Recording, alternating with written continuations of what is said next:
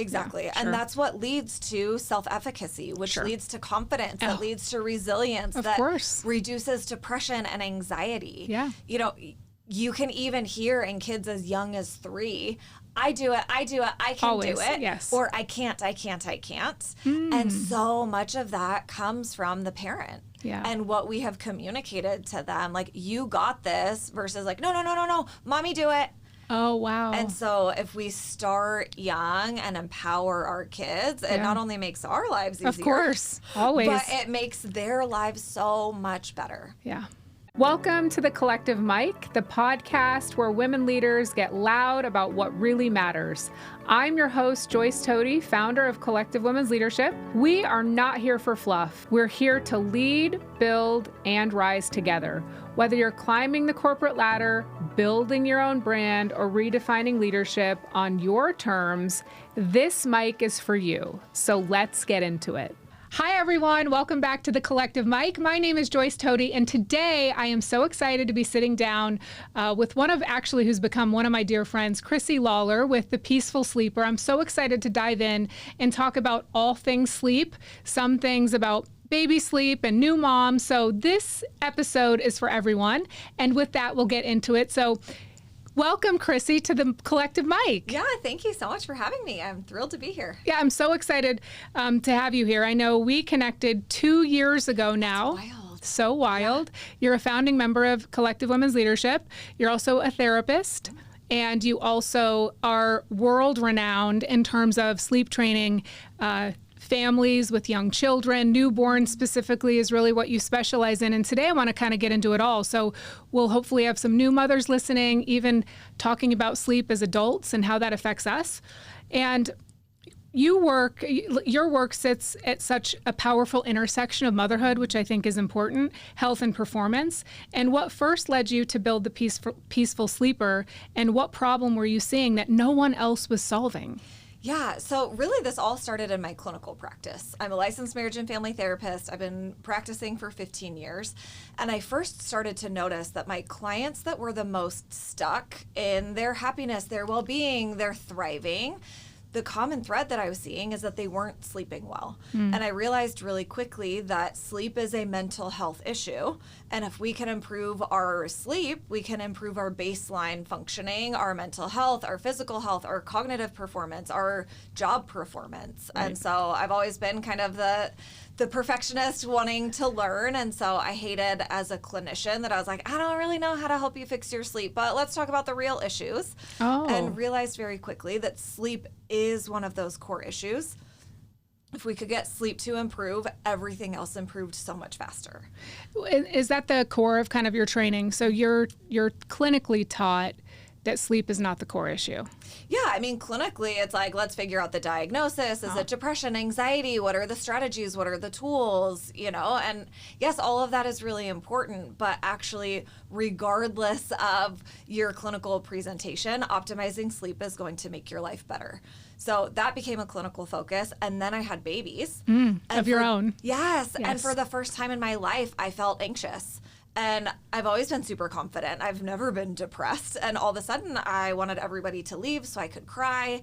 I felt like I wasn't doing anything right. I was overwhelmed. And I felt like I was failing my child and failing as a wife and a mother. And just like, I've wanted this my whole entire life and I'm not good at it. And realized, wait, actually, if I could just get better sleep, I think I'd be okay. But teaching a baby to sleep well was much different than optimizing adult sleep. So then kind of one thing led to another, and I feel like every founder's journey is they're looking for the solution. They can't find it, so they create it, and then now here we are. Did you seek help with sleep with your child? Because I know you have 4 girls. Yes, under the age of? They're all 13 and under. So amazing. 13, 11, 8, and 5. It's so fun. That's a lot. It is. It's so fun. But with your first newborn, obviously you didn't know any of this. No, I didn't know any of this. Tom was in dental school. We didn't have any extra funds to hire any help. So it was just kind of me and the library, and I still had access to a university library. So I kind of just did what my academic research brain taught me to, and I read a dozen books and all of the research studies. And the thing that I found at the time was that sleep is so polarizing. Everybody, it was a little bit of like a gigantic pissing contest where every parenting expert was kind of, you know, talking down about a different expert with different advice, and it left the parent in the middle still just kind of like spinning in circles, wanting to do the best thing for your kid, but everybody's telling you something different. And so I figured out what worked from every method, and I kind of created my own and helped my friends, and then we moved, and again I was the friend in the friend group that could help everybody and their babies sleep well. And then I realized they're actually, from a maternal mental health space, the best way that I could help new moms thrive in motherhood, preserve their well-being, preserve their relationship, was just starting at the foundation of sleep and parenting. Right. Well, good for you. And I feel as though with any entrepreneurial journey, we all try to help us first and like figure out the issue. Like if we're not the only people feeling this, and then other people are like, wow, I need that too. And it spreads like wildfire when it comes from a place of truly helping, of servant leadership. I found that on my journey, and you've talked a little bit about it. You've helped thousands of families transform their sleep, and I want to say their sleep, not just the baby's sleep. And when you think about the core mission behind your brand, The Peaceful Sleeper, what are you really teaching people beyond just getting their baby to sleep? Because I think there's a stigma. A lot of new moms like just want to get their baby to sleep so they can think for 5 seconds. But the health benefits of them really, are we calling it sleep training anymore? I'm not really sure. So we've gone back and forth on this. Sleep training can be incredibly polarized, and a lot of people misunderstand it. Right. It doesn't have to be that intense. We've called it sleep learning for the last couple of years, but people know the term sleep training, and so we kind of bounce back and forth. But I think, to your question, at the root of it, it's about maternal mental health and family system functioning. It's about parenting and having this balance where, yes, you have this tiny little infant and you have probably, hopefully, wanted this journey your whole entire life. And so many of us experience motherhood and then we're overwhelmed and we're sleep deprived and we're second guessing ourselves and we get snappy, and women lose themselves in motherhood, or very often women are drowning in this new baby stage and think like, I can't possibly return to the workforce. I can't even think. I feel so dumb. I feel like I'm not myself anymore. Yeah. And so, yes, it's about infant sleep, but it's really about maternal well-being, which turns into family well-being. Right. And realizing like, yes, just because you're a mom now does not mean that you don't matter anymore. Yep. And it's actually critical for your whole family to thrive that you stay okay. Yes. You know, because when mom's not okay, then the house is not okay. The house is not okay. Yeah, you're not connecting with your kids in the way that you want. You're not connecting with your partner in the way that you want. You're not showing up at work or in your friendships the way that you want. And so it's really about whole system functioning and creating the life that you intentionally design. You've built a trusted brand. Like, you are the authority trusted leader in this space, and I commend you for that. But it's also a very emotional space. Yeah. Sleep deprivation, parenting stress, all of that.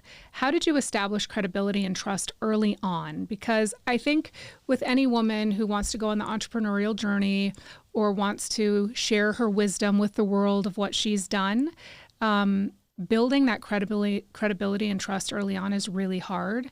What are the kind of the steps that you did to do that? Yeah, I really focused on word of mouth. I said from the beginning that I wanted to be park talk. Meaning like moms are at the park and they're talking about their life and their babies and not sleeping. And I wanted it to be like, oh my gosh, you need to follow the Peaceful Sleeper. I actually was terrified to be on social media before I got on. Everyone says that. Yes. Yeah, because it's so intimidating. And I realized in August of 2018, I cannot help people if they don't know that I exist. Right. And so I did something crazy. I had 500 followers at the time. And I said, I will help anybody for free all month long. Wow. If it's helpful, just spread the word. Great. And 4 months later, I had 10,000 followers. And that was kind of before you could get a boom like that. Right. And then I was very targeted in who I would help and really making sure that I was offering something fantastic, that I was genuinely making their life better, and that it was the kind of person that would go be that missionary. Right. And so word of mouth spread actually really quickly. And so I think helping people, letting them see the impact, letting people be your missionary instead of just saying like, I'm so great, I'm so great, I'm so great. Right. And then especially in the baby and parenting space, really sticking with the data. So I love science. You know, the book has 146 peer-reviewed medical sources.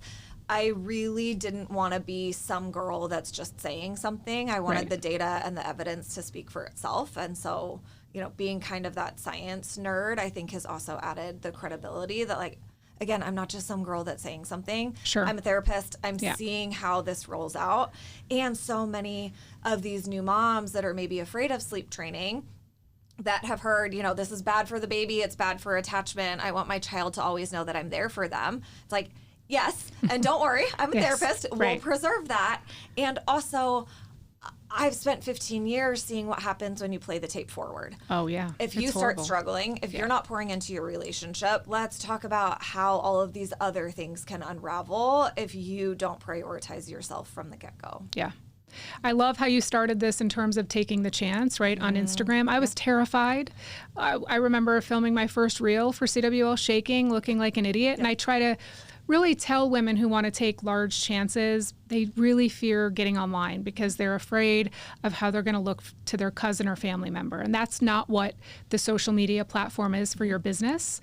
And but I love that you talked about being authentic, ensuring that the family connection was there with who you were serving, and that missionary type of allow the clients to be the missions of the mission, essentially.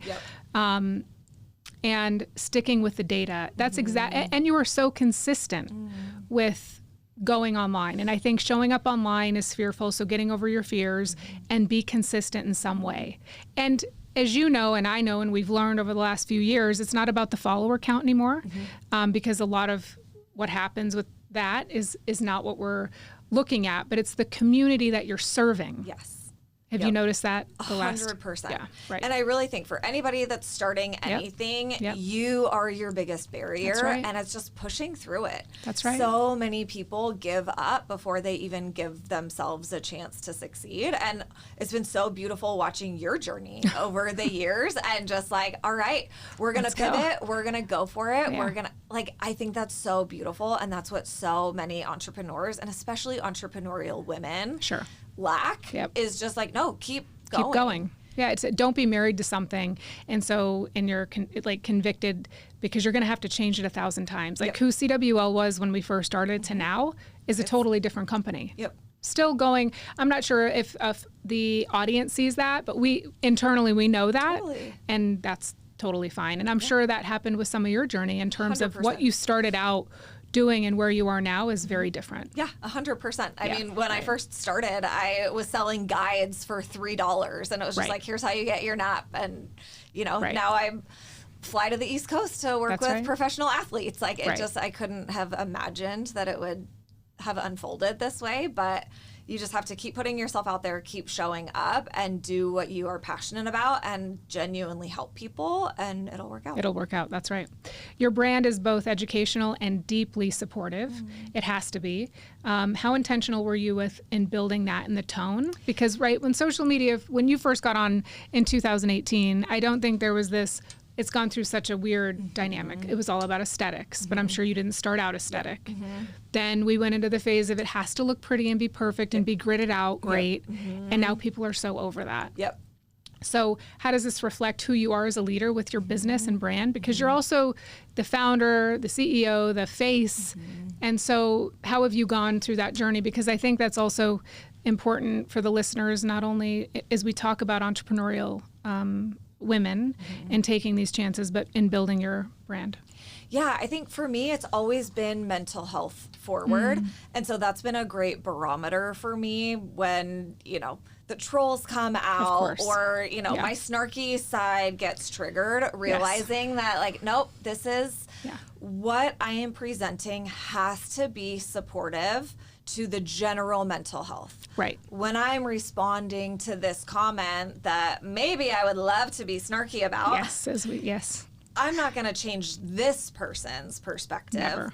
Who I'm actually reaching is the person that's looking through the comments that says, okay, I really liked that was balanced and supportive. Sure. And so realizing that who I am serving is the exhausted, overwhelmed mom that's scrolling at 2:00 in the morning, just looking for somebody that can give her a breath of fresh air. Yeah. Yep. You're so right. Talk about comments. Like, one of the comments we got yesterday was really fascinating, wasn't it? It's wild, and it's hard to not get sucked in, but when you realize, like, you have to stay mission focused. Always. Who am I talking to? Who am I serving? Right. What is my mission? And then that can give you clarity, and that's always kind of your North Star. Yep. That's always where you're going, and you have to be able to shut down all of the noise. Yep. Because social media is not for the weak, yeah. as we all know. At CWL, we talk a lot about how women are expected to perform at high levels always, often running on empty. From your perspective, and you alluded to it a little bit, but we can kind of unpack that. How is sleep directly tied to leadership, decision-making, and emotional regulation? Yeah, I mean, sleep impacts literally every single function in our brain and body, down to the cellular level. I love Dr. Matthew Walker. He wrote the book Why We Sleep, and he said something so fascinating, and I'm going to butcher the exact quote, but he said, like, there have been literally thousands of medical research studies that have examined sleep on some level, and not a single one has ever concluded that sleep isn't that important. Right. It impacts every single function. So you want to reduce your risk of cancer, get good sleep. Diabetes, hypertension, everything that we don't want, we can improve our odds with better sleep. Yeah. So with our babies, I really focus on their physical development, but that's true for adults too. Our physical performance is better when we've slept well. I challenge you to run a mile after a night of great sleep or a night of poor sleep. You're going to see a difference, right? Our immune functioning, our immune responsiveness, again, every function in your body, our cognitive performance. They did a fascinating study where they put new moms in a driving simulator. Oh, shit. And looked at the correlation of how many times your baby woke up that night and the quality of your driving. No way. And it's insane. Yeah. 11% of workplace injuries are due to fatigue, costing like $160 million or $1 billion a year. I think it's with a B. Yeah, I'm sure it is. And so, like, realizing that at peak performance, we have to get great sleep. And that is true for athletes. It's true for CEOs and executives. We just don't function well. I think the elite athletes are bringing it to the forefront of conversation, right? And then we have the biohackers that are finally bringing it to the forefront of conversations with recovery and rest, which is not only for elite athletes. That is truly for everyone. We heard about it when we just had our Rooted in Wellness event, and sleep is, monitoring sleep even for health and nutrition, having like a wind down routine, wind down routine. You can't go from your phone to like trying to sleep and then wonder why you can't fall asleep or stay asleep. Yep. So it is interesting even for non-high elite athletes, but the same is true for infants, correct? Yeah. In terms of a sleep schedule, having a wind down routine. And I do feel as though parents do a really, majority of parents do a nice job when the child is old enough to say, now let's get in the bath, let's read our bedtime story, right? But how does that play into a newborn or even a year plus, Yeah, so our infants come incredibly neurologically immature. right? Their brain is brand new. They don't even know how to not hit themselves in the face. Yeah, right. And so part of our job as parents is helping their brain regulate and grow and help those neural pathways connect. And so in the newborn stage, we're looking at, yes, optimizing feeding. We want to look at eliminating sources of discomfort, helping baby be calm and content, but really optimizing the timing of sleep too. So it's kind of an all hands on deck. The first 4 months, we have this brand new brain, this brand new neurology, and we are teaching baby, you get tired and then we go to sleep, and then you get tired and then we go to sleep. So it's optimizing that timing and the cycles of good sleep. And then like any other developmental milestone, we've set the stage, we've laid the foundation, and then we kind of scoot back and see what are you capable of doing on your own.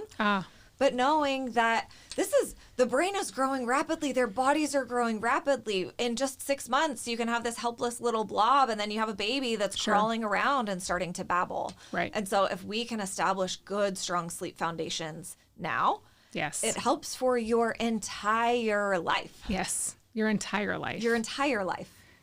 So you have it in stages. So 0 to 4, and then how does it work? Yeah, so 0 to 4 months is really about setting the stage and teaching optimal sleep with full support. Okay. And then 4 to 8 months is really the optimal time for an independent sleep learning process or sleep training. Okay. And then, anywhere from 4 to 24 months is when we're just kind of shoring up, dealing with the wrenches that get thrown in. They're going to have teething, they're going to have illness, you're going to go on vacation. And so what happens a lot is we have this one disruption and then the wheels fall off the bus and parents kind of forget to get back on track. And so I always think about like, if I'm training for a marathon and then I go on a cruise for a week and I'm not running and I'm eating all the treats and I'm drinking all the drinks, like I didn't get out of shape because I went on that cruise. Right. I just have to get home and get back on track. Yeah. Right. And so that's so much of the 4 to 24 month process is we lay this good foundation, we give them the skills, but then we return back to our skills as needed so that in every new stage in development that your child has, they have this good foundation to get back to. Yeah. The peaceful sleeper method has become widely recognized. What makes your approach different from traditional sleep training methods that women might be put off by? Because I'm not going to let my baby cry it out. You hear that often, like, I'm not just going to set my child in the crib and let them cry it out. Because I think that was the stigma that came with sleep training. How is your approach different? Yeah, first of all, I always say getting good sleep is important. How you get there doesn't matter as long as you get there. Yeah. So the peaceful sleeper method really encompasses 4 different paths. And we start with a quiz so that you can pick your own approach. Okay. So based on what you know of your baby, based on what you know of yourself, let's get you on the right starting point. Yeah. Right? Sure. And then we start somewhere. We'll give them some space and time. Usually I like to start with a 10-minute timer. That's what works best with 85% of babies. But it's not just crying for the sake of crying. It's a very intentional process where we're looking for a few key signals to know, are they learning? Are they on the right track? Are they making progress? Are they tolerating this well? In therapy, we talk about a window of tolerance. Sure. And that applies for anxiety, for learning, for anything, like maybe I'm somebody that's afraid of heights. Sure. But I love roller coasters, right? There's enough thrill and excitement that a roller coaster I can actually handle because you're not like super high up. Ferris wheel, Right. A Ferris wheel is out of my window of tolerance. Okay. That is a level of discomfort that I do not tolerate well, and doing it does not make anything any better. Right. But there's a lot of discomfort or unease that is actually worth pushing through. Okay. Right? Yeah. And so it's the same with our babies. Yes, you're a little bit uncomfortable. You're a little bit annoyed. Is this something that you are learning, or have I just thrown you and, figure it out? And that's what doesn't work well. So any developmental learning, we are establishing a skill or a pattern with support. We step back, we see how they're handling it, and then we help if and when they need, but we also hang back if they don't actually need help. Right. right? Like how often with your older kids have they come to you for help and you're like, you got it, you bud. got it. Yeah, you're more than equipped. I believe in you. Yes. And actually, that's one of the most protective things that we can ever tell our children is, I believe in you. Yep. You might not believe in yourself right this minute, but I know that you've got it. Yeah. And if I'm sure you've also had this experience, if I'm standing back and I'm watching and you don't got it, which sometimes happens, then I will come and I'm going to be supportive. But that also doesn't mean that I just pluck you out of the discomfort. Yeah, we don't take you off the bike. Yeah. I mean, I remember that, like, with teaching him how to ride a bike, or like, you've got it, like, keep pedaling. Yes. And I'm not gonna stop the process. Or the first time a toddler's going down a slide. Yep. And we're not taking them off the slide. They've got it. Yes. Right. Yeah. Even all of the times in parenting, and I think that's such an awesome approach, because when they hear us saying that, or when they feel that encouragement, even in an infant stage, they're understanding. Yep, exactly. Yeah, and that's what leads to self-efficacy, which leads to confidence, that leads to resilience, that reduces depression and anxiety. Yeah. You know, you can even hear in kids as young as 3, I do it, I can do it. Yes. Or I can't.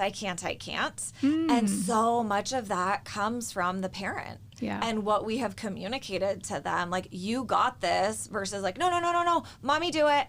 Oh, wow. And so if we start young and empower our kids, it not only makes our lives easier. Of course, always. But it makes their lives so much better. Yeah. There's often a lot of guilt and noise around parenting choices, right? So how do you help women cut through all of that and make empowered decisions for their families? Yep. So, as I'm sure in your community that we talked about earlier, there's a lot of judgment about, oh, you're sleep training, or why would you do that to your child? Or people are so vocal, right? And if they have that noise with, kind of going through something like this, how have you helped them get through that? Yeah, I think it's really about, I get to be the voice in that space, telling the moms, you got this. Right. You can figure it out. Yeah. So I think learn from the best resources. Yeah.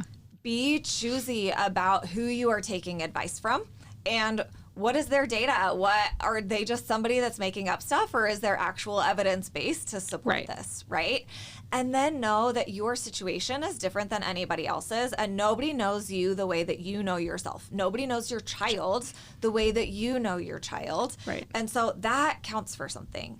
One of my most meaningful experiences, Paisley, my second, she had 2 seizures when she was a year old, which was horrifying. It was so scary. We just moved to Las Vegas literally the day before she had her second seizure. So I went in, I'm freaking out. I go to this pediatrician, and he put his hand on mine and he said, I want you to know that your maternal instinct matters just as much as my medical degree, and we will figure this out. That was the best thing a professional could have ever said to me, because I didn't know what was going on, right? Yeah. But to know, like, oh, this thing is okay, this thing is not, like, what's going on for me internally, not just the fear, but that deep intuition and knowing, that's really important. Yeah. And so trust yourself, know that your path is going to be different than somebody else's. Yep. Learn from good resources, and trust that you will be able to figure it out. So smart. And I always think, like, again, this idea that getting good sleep is important, how you get there actually isn't. Yeah. I think about any other aspects of well-being. Me and you probably have a different way that we get movement every day. We probably have a different way that we get optimal nutrition every day. And if you're getting optimal nutrition, and so am I, great. Oh, great. Yes, if you like salads or steamed vegetables, literally doesn't matter. Right? Yeah. And so we don't have to be fighting Right. about how somebody else finds their optimal, Yeah. as long as they're genuinely thriving. Yeah, it's so comforting to hear that, because oftentimes they received horrible advice from the wild west of the internet, like I like to call it. Drives me totally nuts, as it does you, because people are putting out such garbage or hacks on how to do this, and the hack thing I can't stand. But it's hard work and preparation and consistency and just trusting yourself, and that's the hack. Yes. That I always tell the young generation listening. Yeah. Work hard, trust yourself. Yes. Be a good person, do good things. Yes, and everything will work out. Your book is such a huge extension of your work. So congratulations on your bestseller. Thank you. I'll hold it up Yes. for everybody to see. This is The Peaceful Sleeper, her book that just came out, 2 weeks ago? A month ago. Yeah. Congratulations. Thank you. What inspired you to write it, and what message do you feel was most important to get into the hands of parents? So who is this book written for? Yeah, I think it's written for the new mom that wants to do everything right and wants a kind, gentle expert to let them know what that is. Yeah. And really the answer is, you're going to figure it out. You're just fine. Yes. So it's about infant sleep. It's also about infant parenting. And it's really just cutting through the noise on social media. Yes, please. Figuring out who to trust, what you should do, and just having that gentle support that, like, you are already on the right track. I'm just going to help you shore up a couple of things. So much of the noise in the space is like, I can't believe you would ever think of doing that. You're a terrible mom and your kids are going to suffer. And that helps nobody. No one. Yeah. And that's the internet. Yes. That's the Wild West of Instagram. Yes. And so, there's some credibility in a book. And so it was a place where I could get all of the research all in one place, to have some staying power, to hopefully cut through the scroll. And now I saw 8 different things that told me to do something different, and I'm more confused than ever. Yeah. So hopefully this can be the one resource to be in every baby shower gift. Right. It should be. Some key takeaways. I love that you talked about data in here. So you have how many peer reviews? 146. Unbelievable. Yeah. It's very data driven, yes. Right? Yep. But with also applicable help tips. Mm-hmm. Yeah. Does this this does not take place of kind of the courses or workbooks you sell, or is that in here? So if we have a new mom listening or someone who needs help desperately, do they start with this, or do they start with your other programs?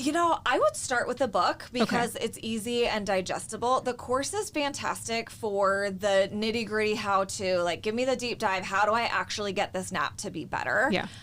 We also have a range of consultation options. And so really, I just want it to be accessible in whatever format you learn. And some people are like, I don't want a book. I'm not going to watch a course. Come to my house and just show me what to do. Did you have courses online? Mm-hmm. Yeah. And an app? Uh-huh. Yep. App, all of the things. So easy to find you in whatever capacity they're wanting you. Yep, so exactly. That's awesome. And maybe if they start reading this before they give birth, exactly, it's ideal. Yes. Right? Exactly. When you're not so, like, drowning and overwhelmed. And I think Yes. every new mom is kind of scared of the sleep deprivation that's to come. And so I also just want that to be like the breath of fresh air of, like, this is going to be okay. You're going to figure it out. We got this. That's right. You work with women in obviously one of the most vulnerable seasons of their life. Yeah. How has that shaped you as a leader and as a woman since your journey of starting the Peaceful Sleeper? Yeah, women are so strong. Oh, yeah. They're so resilient. Yeah. And so there's such a tenderness in, even just think about the childbirth process, right? Like, you built a human being from scratch in your body, and then you pushed them out of your body. Yes. You defied the odds. You've nurtured this creature. Like, you are magic. Yeah. Yeah. And so in my clinical work, that's what I love, is, like, working with women kind of after the young baby years. Or I mean, I love to catch them in the baby years, but sometimes we feel too busy to work on ourselves right now. And so, just seeing that if we just pour into women a little bit, if we just provide the match or that spark for their fire, they can go do incredible things. And that's what I love so much about what you're doing, is, like, no, we can lead. We can show up in a room. We can do whatever we want to. Right. Let's focus on wellness. Let's focus on badassery. That's right. And let's go. Right. It's so beautiful. Yeah, that's a perfect transition to community, right? How has community played a role in your business growth and in your client success? Because we're seeing a huge uptick in this. An online community is one thing, but people are craving this in-person community and connection. And we're seeing a massive rise in women-centered communities. Why do you think women are seeking this now more than ever, especially in your line of work? And you speak to, women all the time and at different levels, but why are they craving this community now that we've never really seen before. Mm-hmm. Yeah, I mean, deeply, fundamentally, human beings crave each other. Right. Especially in raising children. We always say it takes a village. And a lot of times we're like, where is my village? Yeah, where is that? And so my challenge to women is your Find village a village. might not come running. So go Right. create them. That's right. You need it. And I think, you know, we saw during COVID and the pandemic when we were all kind of isolated and shut down and everything went remote. Now, I think a couple of years later, we're seeing that we don't thrive when we are on our own, isolated, and blocked by a computer screen. You know, I think we thought that we could still get community virtually. We thought that we could work well remotely. And there's something that's fundamentally critical to the human psyche about connection. Are you seeing that in therapy when coming post-COVID, that people were so lost and confused because they just felt alone? And I oftentimes think that your village isn't necessarily family all the time. But we're, I think the, maybe world vision or the standard is like the village has to be your family. Yeah. And that's not always the case. Yeah. And sometimes I would say even often, the family isn't always a healthy village to rely on. Right. And many new families and many women don't have the support that they crave and desire from family. And that can be a huge source of pain. Yeah. And you can find that in friendship. You can find that in the sisterhood that you create. And it's really important that you do so. For any woman listening, whether she's a new mom or not a new mom, who feels overwhelmed, exhausted, and really stretched too thin, what is the first step she can take today to reclaim her energy? Yeah. So I always think about a cell phone battery. Okay. You know, we usually use our phones a lot, and we also know that they have a finite battery. Different things drain us differently, and different things charge us differently. So if I'm driving up to Utah and my kids are on my phone the whole time, if they're streaming Netflix, that's going to drain the battery much differently than if they have the weather app open, right? So women need to do an energetic audit too, to figure out, where am I overextending myself? What is costing me the most energy? How do I most powerfully recharge? We think that we're doing these recharging activities by like, I'm going to take a minute and scroll and drink more caffeine. And it's all these things that are actually making us wired and amped and not thriving. Right. And so realize, I think, number one, me thriving has a direct benefit on everybody else in my life. You cannot pour from an empty cup. Yeah. And then figuring out, like, where am I breaking down? That's right. Where am I out of alignment? Where is my energy not actually matching up? Because women tend to just run themselves ragged. And then when our battery starts to drain and deplete, then we feel shame. Yeah. Right. Instead of like when you're on your phone all day long and you're like, oh, silly me, I haven't plugged it in. Yeah. You know, you're not like, this stupid phone. Right. Right. Like, we also have a finite energy source and we have to protect it. Yeah. When we protect our energy, we can do magic. Always. Yep. Yeah. What does peace mean to you now in the season of your life and leadership? Because you've got 4 kids, you're a wife, you're a business owner, you're a therapist. I mean, what does your peace look like with your leadership? Yeah, I think peace to me looks like intentionality. Yeah. And wholeness. Yeah. I think it's very much a mental thing. It's not necessarily the constructs that I have in my life, but am I living a life that I have intentionally created? Right.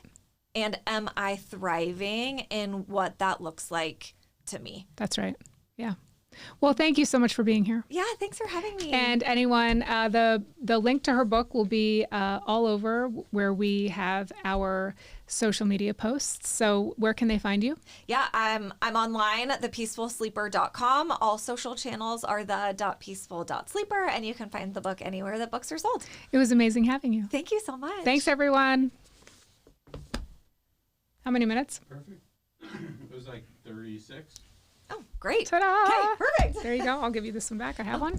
I hope you loved this episode as much as I did. For more tips on elevating your leadership, please follow us on Instagram, Collective Women's Leadership, or visit our website, collectivewomensleadership.com. And don't forget to like, comment, and subscribe.